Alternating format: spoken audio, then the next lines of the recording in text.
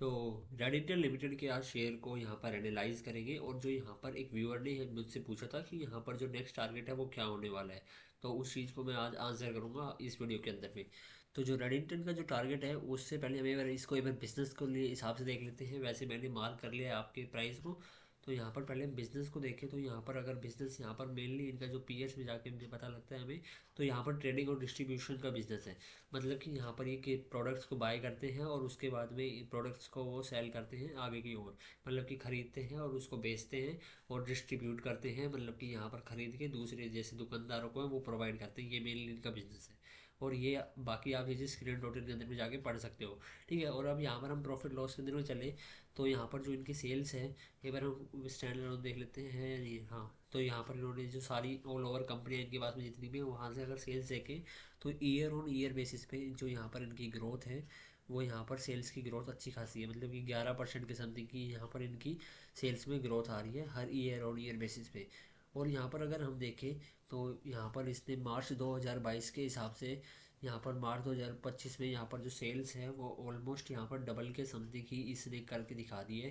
क्योंकि यहाँ पर देखिए मार्च 2022 में तो यहाँ पर 62 करोड़ थी, तो 62 करोड़ की डबल होती है 120 करोड़, बट यहाँ पर मतलब कि 120 होती है। और तो यहाँ पर अभी 1 लाख के समथिंग अप्रॉक्स हो गई है, और यहाँ पर ट्रेलिंग 12 मंथ्स के भी यहाँ पर हो गई है। तो इससे सेल्स वगैरह यहाँ पर अच्छी खासी यहाँ पर जनरेट कर रही है कंपनी। बिजनेस में ग्रोथ है इसका मतलब है, सिंपल सी बात है। और उसके बाद में नेट प्रॉफिट है वो भी कंपनी हाईएस्ट एवर पोस्ट कर रही है। और उसके बाद में जो ट्रेलिंग 12 मंथ्स के जो हाईएस्ट एवर नेट प्रॉफिट है वो भी है। तो उसके बाद में हम यहाँ पर एक बार बैलेंस शीट में चले, तो यहाँ पर एक बार परसेंटेज वाइज हम देख लेते हैं। डेट टू इक्विटी भी कंपनी के ऊपर में है, थोड़ा फालतू है, बट ये एडजस्टेबल है क्योंकि इनका बिजनेस ठीक ठाक चल रहा है अच्छा खासा। और बैलेंस शीट में अगर फिक्स एसेट देखें, तो यहाँ पर कंपनी के पास में फिक्स एसेट भी अच्छे खासे हैं। और यहाँ पर देखें तो यहाँ पर कंपनी के पास में लैंड भी है, बिल्डिंग्स भी है, और इंटेंजिबल एसेट्स और फिक्स। ठीक है, हाँ यहाँ पर ठीक है। ठीक है, उसके बाद में कैश फ्लो के अंदर में भी यहाँ पर पॉजिटिव है। और उसके बाद में इन्वेस्टर्स के अंदर में चले, तो यहाँ पर सारे फॉरेन इंस्टीट्यूशन इसको होल्ड करते हैं। और ये मेनली यहाँ पर अफ्रीका के अंदर में काम करती है, और यहाँ पर मिडल ईस्ट और तुर्की यहाँ पर ये डिस्ट्रीब्यूशन का यहाँ पर काम है। और ये अगर इसकी हम सभी कंपनियों को देखें ट्रेडिंग और डिस्ट्रीब्यूशन के अंदर में, तो ये नंबर 1 कंपनी है, मतलब कि मार्केट की लीडिंग कंपनी है।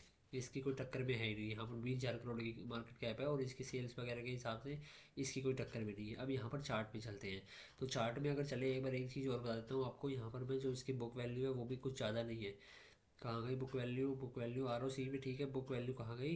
ये रही 112 की। तो बुक वैल्यू के हिसाब से भी ज़्यादा ऊपर नहीं है शेयर, और यहाँ पर नेट प्रॉफिट वगैरह है वो हाईएस्ट एवर है। अब उसके बाद में अभी यहाँ पर अगर देखें, अगर आपने यहाँ पर बाई किया भाई, आपने कमेंट किया था जैसे कि 263.50 के ऊपर में आपने बाई करा था, तो 263.50 में आपने यहाँ पर बाई किया। उसके बाद में जो इसका टारगेट निकल के आता है, वो टारगेट निकल के आता है इसका, ये है यहाँ तक का। मतलब कि जो यहाँ पर जो ये प्राइस है क्या है, 314.75 का इसका टारगेट निकल के आता है। और वो यहाँ पर ये लगा लो इसके समथिंग, ये यहाँ से लगाते हैं हम तो 19.5, मतलब कि 20% के समथिंग का इसका आपका टारगेट निकल के आता है।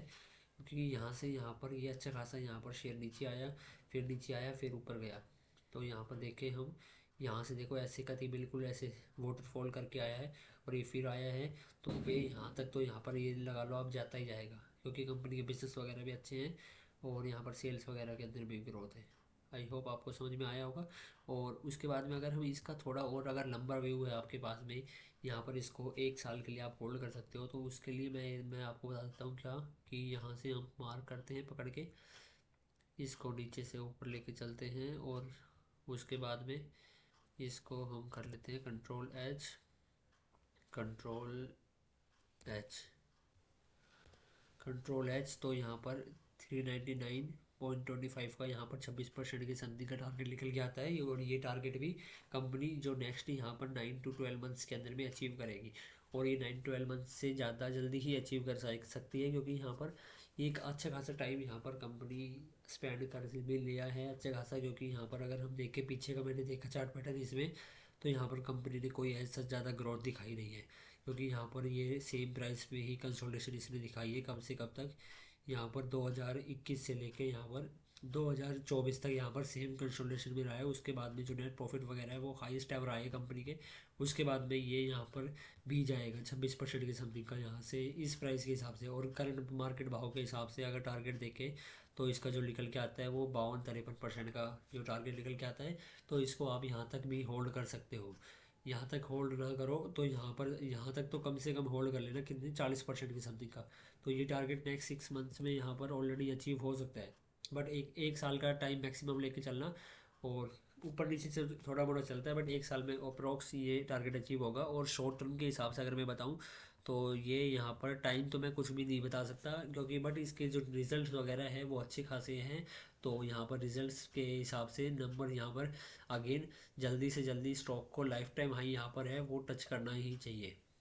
बट यहाँ पर ये आप ये लगा के चल सकते हो शॉर्ट टर्म के लिए जो मैंने बताया 314.75। तो आई होप आपको अंडरस्टैंडिंग मिल गई होगी। तो मिलते हैं नेक्स्ट वीडियो में, तब तक के लिए कीप इट इंजॉय। और कोई डाउट हो तो पूछ सकते हो तुम।